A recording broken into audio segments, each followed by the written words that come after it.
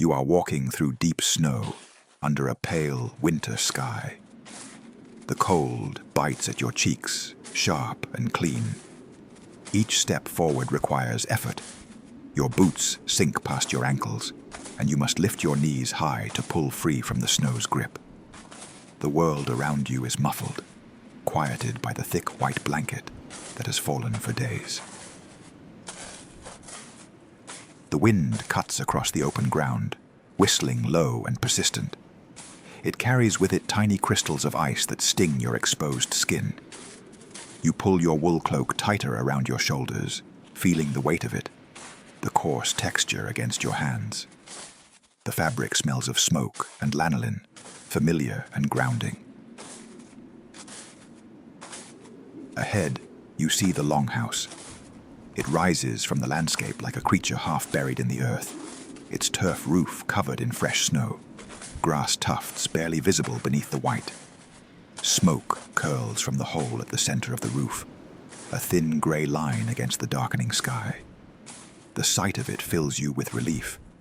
Warmth waits inside, and shelter from this biting cold.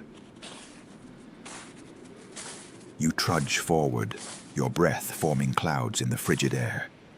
Your fingers are numb inside your mittens. You flex them, trying to keep the blood flowing. But the cold has settled deep. The snow crunches beneath your weight with each step, a rhythmic sound that matches your breathing. The forest behind you is silent and skeletal. The trees stand bare, their branches heavy with snow, bending under the weight. You've been out gathering what firewood you could find, dead branches, bits of brush. But the nearby woods have been picked clean over the long winter months. The bundle on your back feels lighter than you'd like. As you approach the Longhouse, you notice the walls more clearly. They're thick, impossibly thick, made of peat and earth, tapering inward as they rise. The structure seems to grow from the ground itself, organic and ancient. Small gaps in the wattle and daub construction let thin streams of smoke escape, and you can see the faint glow of firelight through cracks near the doorway. You reach the entrance and pause to stamp your feet. Snow falls from your boots in heavy clumps onto the packed earth just outside the door. You stamp again, harder, knocking ice from the leather. Your toes are cold, almost numb, and you can barely feel them inside your boots. You push open the heavy wooden door. It's rough under your hand, the wood worn smooth in places by countless touches. The door swings inward with a low creak, and immediately you're hit by a wall of warmth and smell. The contrast is overwhelming. Heat rushes over your frozen face, and you inhale deeply. The smell is thick and layered. Wood smoke dominates everything. Birch and oak burning in the long fire, a sharp, acrid scent that fills your nose and throat. Beneath that, you smell damp wool, the earthy, pungent odor of livestock from the far end of the house, and the salty tang of fish drying in the rafters above. There's also the unmistakable scent of many people living in close quarters through a long winter. Bodies unwashed, skin and breath and warmth all pressed together. You step inside and let the door close behind you. The sound of the wind cuts off abruptly, replaced by the crackling of the fire and the low murmur of voices. Your eyes need a moment to adjust. The interior is dim, hazy with smoke that hangs in the upper half of the room like a fog. The only clear air is near the floor. You drop the bundle of firewood near the entrance and shrug off your cloak. Your shoulders ache from carrying the weight. You hang the cloak on a wooden peg driven into one of the support posts. Water droplets from melted snow cling to the wool, and you watch them slide slowly downward. The long fire burns in the center of the room, a rectangular pit dug into the packed earth floor. Flames dance and pop, sending occasional sparks upward toward the smoke hole in the roof. The fire casts flickering orange light across everything. The rough-hewn oak posts that support the roof. The raised sleeping benches along both walls. The faces of your family members scattered around the space. You move toward the fire, drawn by its warmth.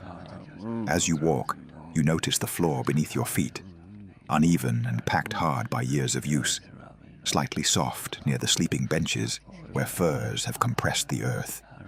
Your boots make soft thuds with each step.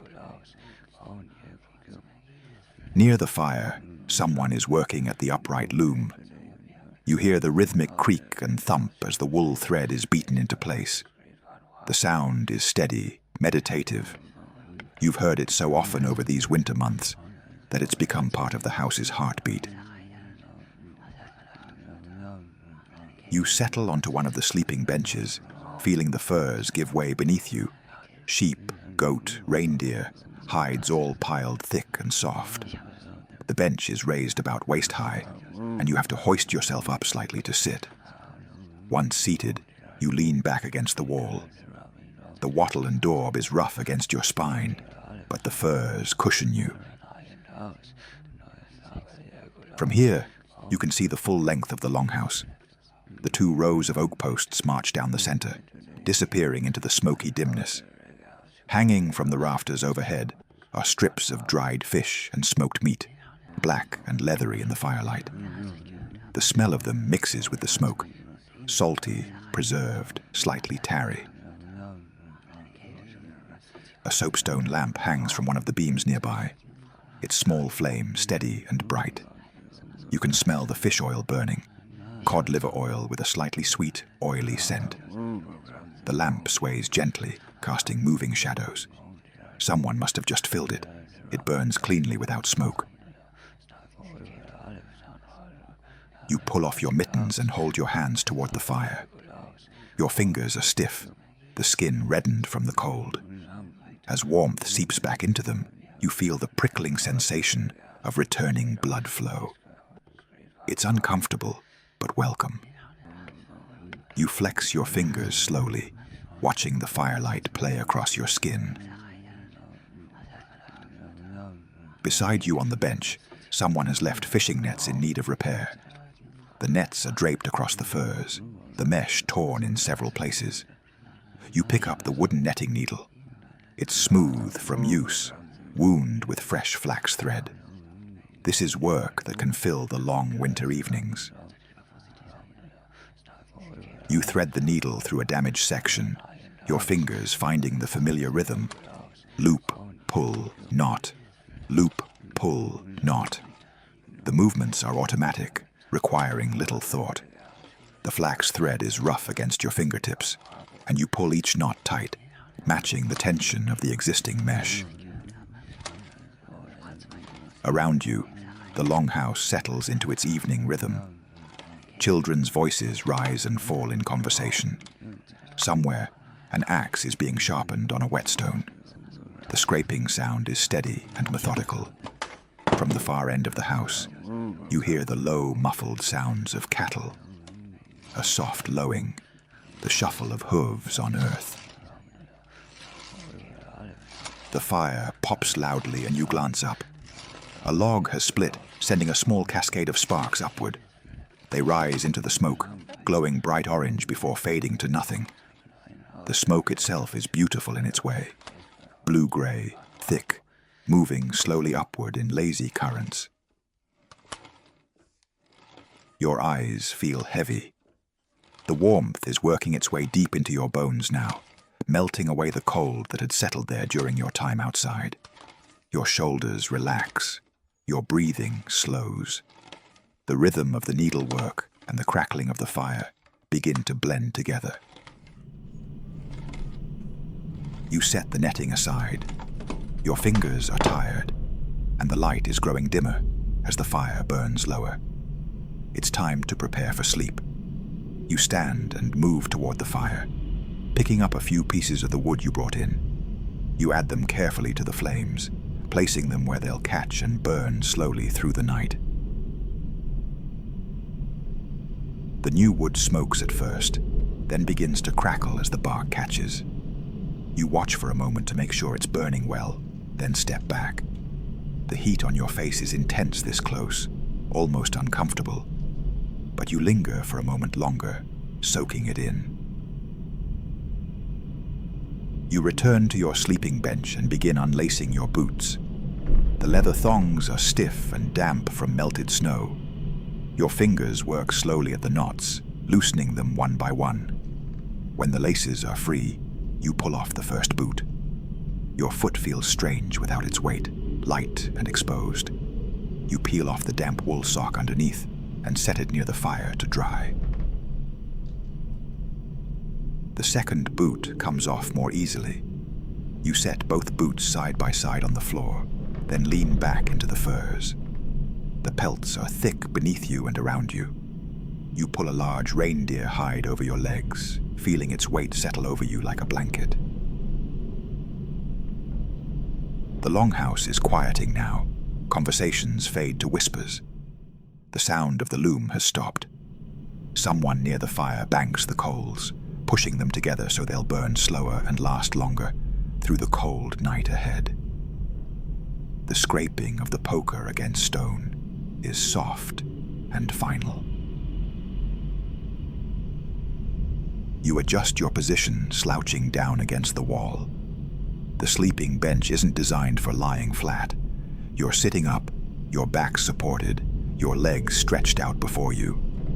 This is how everyone sleeps here, shoulder to shoulder on the benches, bodies pressed close for warmth.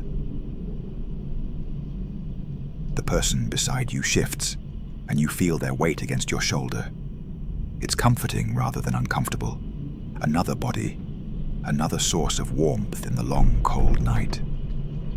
You settle into the contact, letting your head tip slightly to one side. The fire is lower now, the flames smaller and more subdued. The light it casts is gentler, more orange than yellow. Shadows deepen in the corners of the longhouse.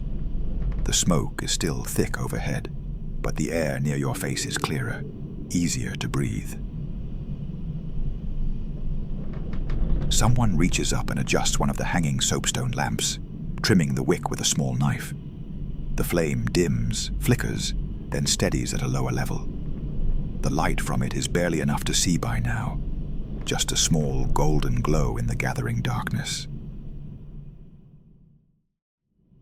Your eyelids grow heavier. The warmth of the furs, the weight of them over your body, the softness beneath you, it all pulls you down towards sleep. Your breathing slows further, matching the rhythm of the person beside you. In, out, steady and calm. The last lamp is extinguished. Someone pinches the wick between moistened fingers, and the small flame goes out with a tiny hiss. The smell of the snuffed wick reaches you, acrid, slightly fishy, mixing with the wood smoke. The longhouse is darker now, lit only by the dim red glow of the banked fire. You can barely see anything beyond that faint glow. The posts, the rafters, the people around you, all have dissolved into darkness. But you can hear them, breathing, shifting, the rustle of furs, the creak of the wooden structure settling, the wind outside, distant and muffled by the thick walls. Your body feels impossibly heavy. The furs around you are warm, almost hot. Your muscles have released all their tension. Your jaw is slack, your hands loose at your sides. You're not quite asleep yet, but you're suspended in that space between waking and dreaming. The fire gives one last pop, a small sound that you barely register. The red glow seems to pulse slowly, in and out, like breathing. Or perhaps that's your own breathing you're sensing. It's hard to tell anymore. Everything is blending together. Warmth and darkness and the soft sounds of sleep around you. Your thoughts drift away like smoke rising toward the roof hole. There's nothing you need to do, nothing you need to remember. Just this moment, this warmth, this darkness. The cold is outside, far away. You're safe here. You're warm here. The darkness deepens. Even the faint glow of the fire seems to fade, or perhaps your eyes are simply closing. You can't tell anymore, and it doesn't matter. There's only the softness beneath you, the warmth around you, the gentle rhythm of breathing, yours and others, all blending into one. You sink deeper, the sounds fade, the smells fade. Everything fades except the warmth and the darkness, and the profound, absolute stillness that's settling over you like the deepest snow. Sleep comes like the extinguishing of a lamp. One moment there's awareness, and then there's nothing. Just the long winter night, stretching out ahead, dark and silent and complete. Nothing